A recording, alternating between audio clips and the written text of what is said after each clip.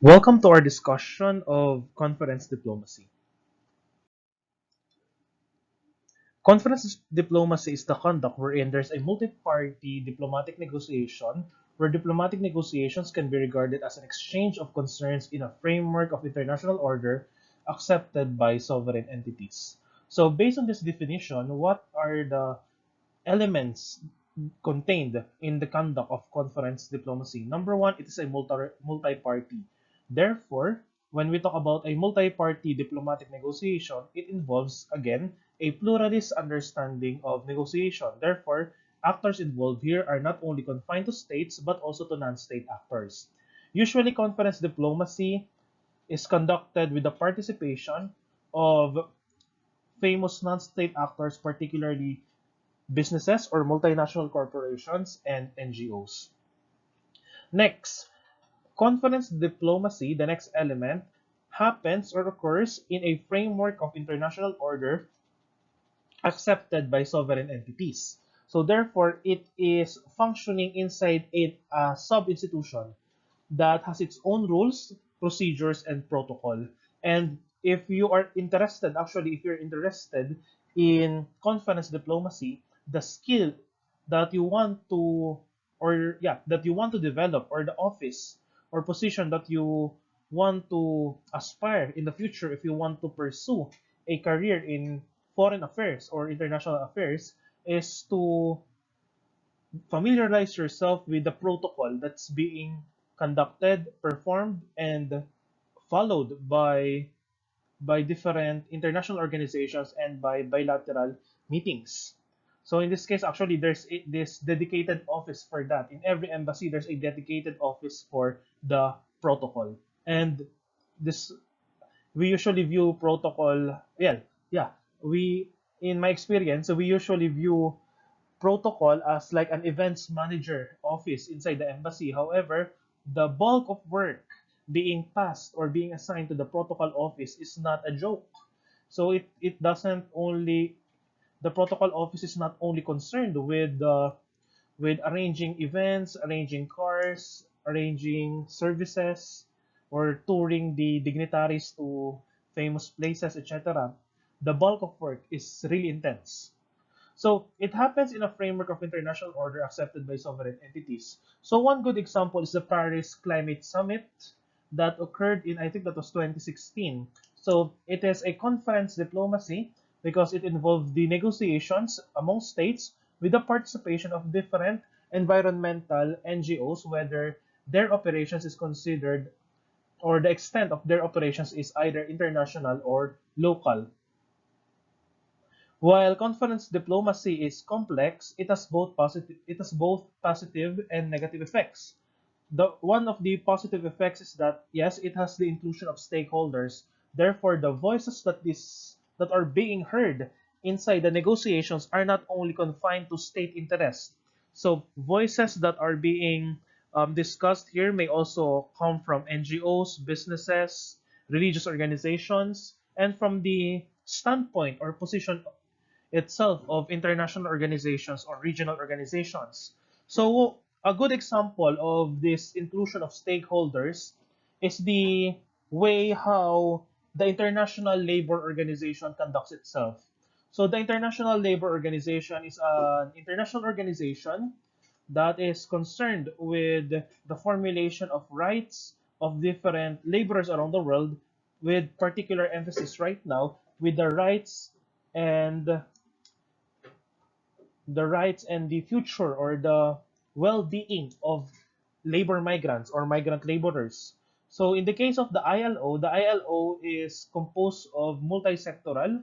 I mean, the decision making of the ILO is performed through a multi-sectoral fashion. So it uses a tripartite, three sectors, tripartite way of discussions wherein the members of this three-party arrangement is the state, the multinational corporations, and the international labor non-governmental organizations. However, despite this inclusion, the inclusivity of the offered by the conduct of conference diplomacy, there's also negative effects, and it has something to do with the arrival of outcome. So because of the multiplicity of actors that are involved in the negotiation process, usually after the negotiations, the media will be there and then they will ask what happened inside, etc., etc. So if there's no clear rule or protocol to be followed by these negotiating actors, some of the involved actors in the negotiation process might spill some confidential information that might trigger other opinions around the world and other sectors, and it might jeopardize what is happening inside the negotiation table. Nowadays, conferences are focal points in a long-term ongoing negotiation process. So conference diplomacy is a means to an end. So usually it is what? The middle the space or the process in which every time that there's conference diplomacy is being conducted, there is an expectation that there will be an output for that. So for example, the 2016 Paris Climate Conference that led to this new Paris Climate Agreement about the capping or limitation of carbon emissions per country. So that's one good example. So here are the main elements of contemporary conference diplomacy. It Number one, it focuses on the process. Second, the nature of people or the actors involved. And number three, we need to account the power asymmetries, the distribution of power capabilities among the actors inside. Before I go to the next Before I go to the next slide, I would like first to clarify also that conference diplomacy can happen either through bilateral means or multilateral means.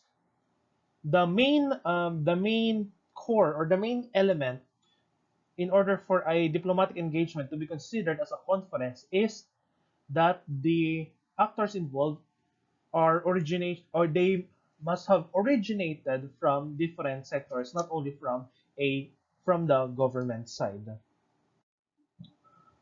Okay, let us first talk about the element of the process element. There is a need for process and rules of procedure in the process because this is a conference, this is a formal negotiating table. This is not a drinking session in a bar or a drinking session in the streets. There is a protocol that must be religiously followed by the actors because disobedience to that kind of setup or protocol arrangement might disqualify or jeopardize the interest of the act of one sector that's involved in the negotiating process. So usually there is what the conduct of conference diplomacy is actually scripted.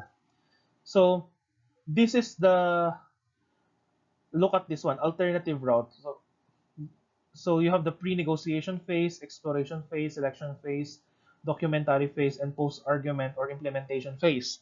So by looking at the how the words were constructed in this kind of stages, you will see the pre-negotiation phase. And let us go to the previous point here. So usually what happens in a conference diplomacy is already scripted.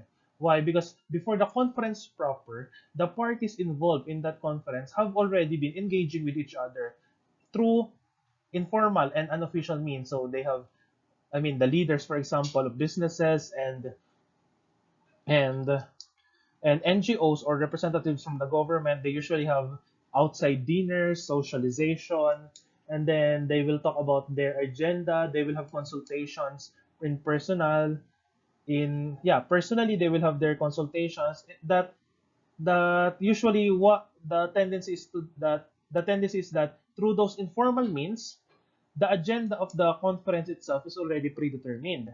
And one manifestation of that is that the secretariat of the assigned secretariat for the upcoming conference has already a draft of the text. And this draft of the text was already sourced from the from the participants of that conference, whether the participants are from the government sector, from the business sector, or from the NGO. So they already have their inputs. So basically, the negotiation process in the conference diplomacy, they do not start from scratch. There's already a premise or a already an established ground where they can negotiate further. So the draft of the text will be provided by the secretariat during the negotiation proper, the conference proper. That draft of the text will be given to the parties involved for consultation. The parties involved will provide their feedback, and that feedback will be forwarded to the secretariat. The secretariat will translate that in a formal legalist language. I mean, it's the tone and the jargons will be translated into the legal legal language. You will notice that, for example, if you're going to read a bill, they usually use these prepositions as were, us, were in, mga ganon. So, of course, that this secretariat, being a part of the secretariat, the demands of different actors and parties in that negotiation table, they are not usually complementary.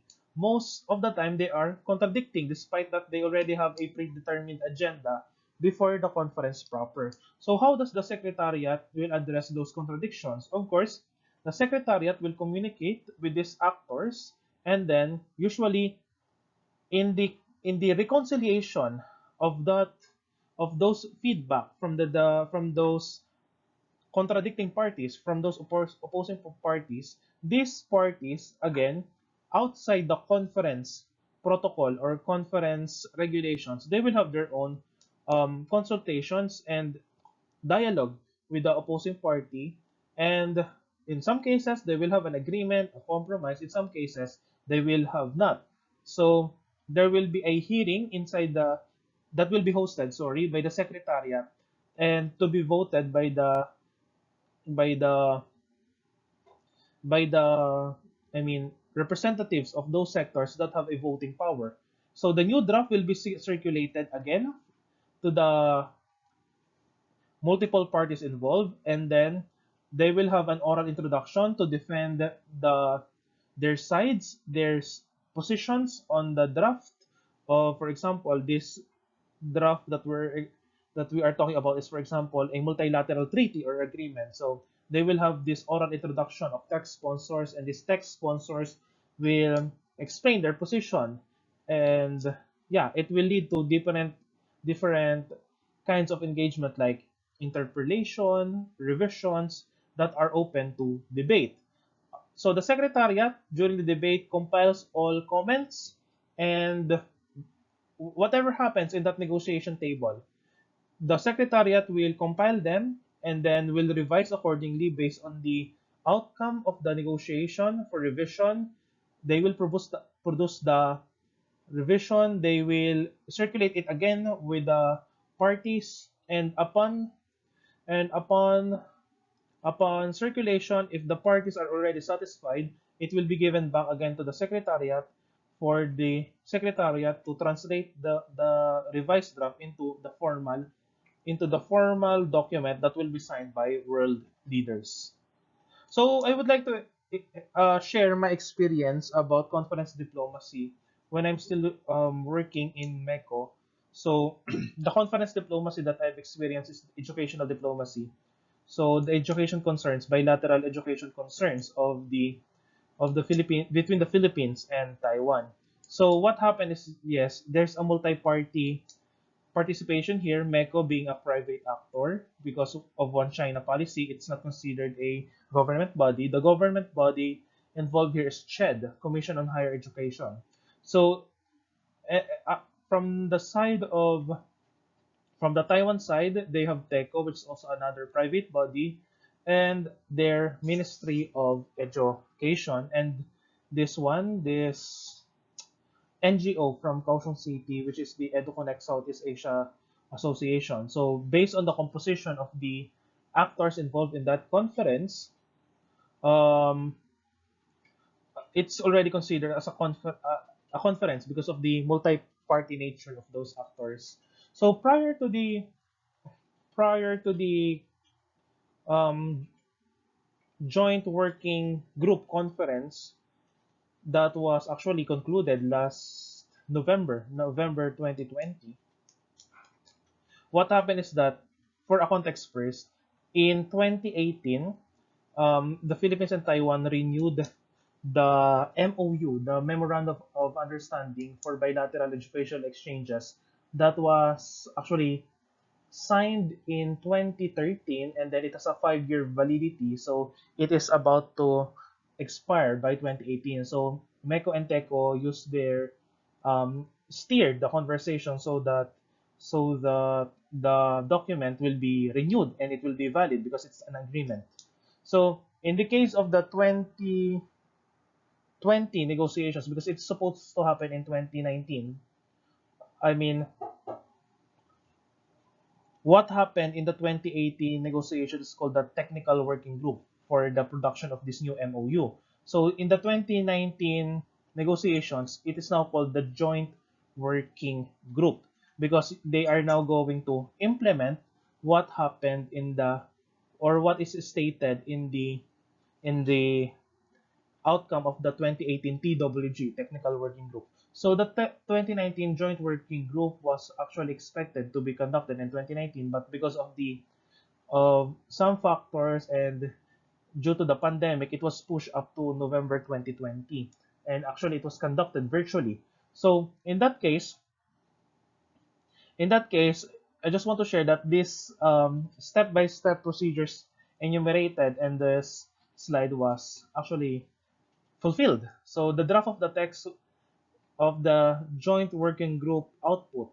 So because the product of the 2018 technical working group is the MOU, the 2019 joint working group, the expected output will be the action plan. So the action plan that was developed was actually sourced from the opinions and stances of different sectors: MECO, TECO, Ministry of Education, EduConnect, and the Philippine Commission on Higher Education. So they collaborated with the content, then they submitted for the secretariat. The secretariat, which is composed of some stuff, mixed stuff from MECO and TECO, reconciled that, and then the draft was given back to them, and then there are some changes that some parties wanted to be resolved, so it was given back to the secretariat, reconciled again, given back again to given the secretariat gave back again the draft, and then came the joint working group, and then actually the joint working group is just a for formality. It's just to present that there's a formal negotiation process that occurred, but in reality, the two sides already settled what they wanted to be the content of that action plan. And then after for the I call it theatrical performance of that negotiation, the action plan was signed, and it's now valid and to be implemented between the side of Taiwan and the Philippines in terms of bilateral education exchanges. Although I'm not sure, because I'm no longer affiliated, but I'm not sure how they will implement that given the mobility restrictions imposed by the current pandemic. Okay, let us now talk about the people. So the main actors are usually again from different sectors. So they may be in the form of delegations, groups, formal and informal mediators, facilitators, and the secretariat, of course. There must be an assigned secretariat, and in some cases, there's an assigned president for the overall meeting. In some cases, it's called the chairman, some cases, overall presider, depends. Okay, the concerning the conduct of conference diplomacy, there are some issues lately about the proper role of the diplomat and the politician. Well, technically or traditionally, the diplomat serves as what? The diplomat serves as the alter ego of the state leader in the foreign country. However, in the recent times, some state leaders send they are sending their preferred politician to also participate in these conference negotiations, despite that there's already an assigned diplomat to a foreign country. Why is it that? So there are, of course, domestic political reasons about that. So, for example, they are sending a certain politician because it's allied with the president, and the president wanted to for that politician to have publicity for political purposes. So it depends. So there's this overlap of functions that are happening. So I think one good example is during the time of Noynoy Aquino. And then there's this OFW that will be executed in China because that OFW was accused of being a drug mule, a drug trafficker. There's an amount of illegal drugs found in her baggage upon her arrival in the airport in China. So instead of using the diplomat assigned in Beijing, the Filipino ambassador assigned in Beijing, President Noynoy Aquino sent Vice President Jejo Marbinay to negotiate with the Chinese party, with the Chinese government. And I don't know, until now it's still a puzzle. Why is it that Vice President Binay was the one sent by Noynoy Aquino to negotiate despite that there's a Filipino ambassador assigned, and Jejo Marbinay is not from the Liberal Party. So those are some of the issues. And then the last thing that we need to account with concerning the conduct of conference diplomacy is the issue of power. Of course, in negotiations, despite that the protocol says that you have equal voting power, you need to account that despite that equal voting power assigned to each representative in the negotiation table, of course, there's this still presence of power asymmetry because the representatives of some states are from states who are more powerful than other states. So despite that you are equal in the negotiating table, the origin state of these representatives are coming from great powers, middle powers, or small powers. So in the study of diplomatic engagement, we need to account that. Next, diplomatic conferences on the positive side, can help to soften the asymmetries due to the rules and regulations, common norms and values, and perhaps the organizational culture of the institution. So yeah, basically power asymmetry and how diplomatic conferences dilute that disparity in terms of military and economic power or influence is debatable. We need to look on the specific conditions happening inside the negotiating table.